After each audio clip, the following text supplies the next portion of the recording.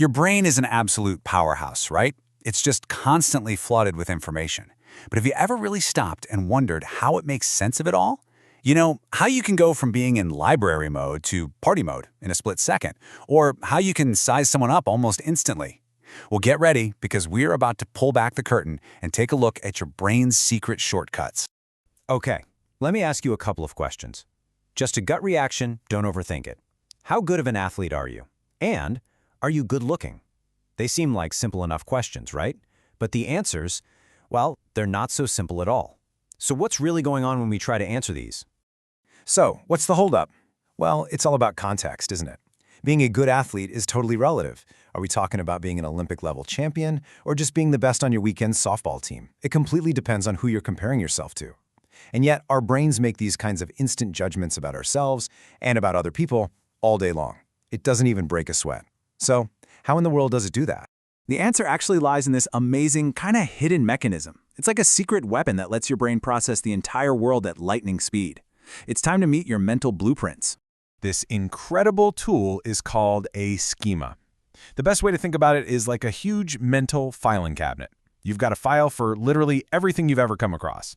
So when you see a dog, your brain doesn't have to start from square one analyzing, fur, four legs, a tail. Nope, it just pulls out the dog file and boom, you instantly know what to expect. It is the ultimate mental shortcut. It's all about being efficient. Now, this diagram you're seeing, this is where it all really comes together. It's basically a map of schema theory in action. It shows us step by step how our brain can take one tiny little sensation and turn it into a super complex thought and even an action. It's a pretty amazing look at the machinery inside our own heads, so let's break down exactly how this whole thing works. Let's walk through it together. So, first, you sense something. Let's say you see a furry, four-legged creature. Your brain then decides to pay attention to that specific thing. Then, almost instantly, it starts recalling all the related info from your memory. Animal, dogs, barking, tail wagging, you get the idea. That recall process activates your dog schema. And finally, you respond. Based on that schema, you might think, oh, cute dog, and want to pet it.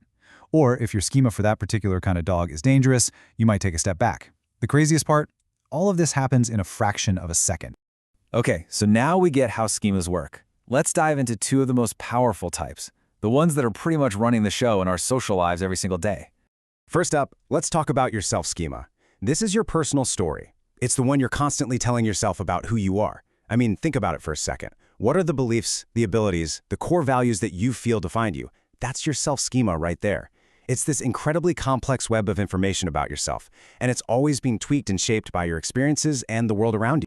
And then we've got role schemas. These are like your mental playbooks for all the different social roles you have in life. You have a schema for being an employee, another one for being a friend, maybe one for being a parent, or even just being a customer at a store. And these schemas, they're packed with all the expectations for how you're supposed to behave in those specific situations, guiding your actions almost on autopilot. Now, let's just put these two side by side for a second. The difference is actually pretty clear, right? Your self-schema, that's your inner world, your core identity. It's about who you believe you are. Your role schema, that's all about your outer world. It's the different hats you wear in society. It's about how you're expected to act. So it's really the crucial difference between being and doing. So what's the big takeaway from all this? Well, schemas are unbelievably useful, but they also have a bit of a dark side. Turns out they're the driving force behind one of the most powerful and maybe one of the most dangerous parts of our social lives. First impressions. This slide just nails it. The second you meet someone new, your brain kicks into high gear. It grabs a couple of surface-level cues, their clothes, their posture, maybe the way they talk, and instantly activates a schema, filling in all the blanks with assumptions it already has. It is a perfect recipe for a snap judgment. And here's why those first impressions are just so darn sticky. It's because they're built on these schemas, and they're often based on something as simple as how a person looks. But once that schema gets activated, let's say you decide someone seems really confident, your brain will then filter everything they do in the future through that confident lens. This makes first impressions notoriously hard to change because, naturally, we start looking for evidence that confirms our first gut feeling, not evidence that might challenge it. So yeah, schemas are a total double-edged sword. They are absolutely essential for getting through the world without our brains just melting down, but they can also create these massive blind spots. It's kind of like the glasses in this picture. They filter our reality. They help us see what we expect to see, but they might be hiding everything else. Our greatest shortcuts can sometimes become our prisons.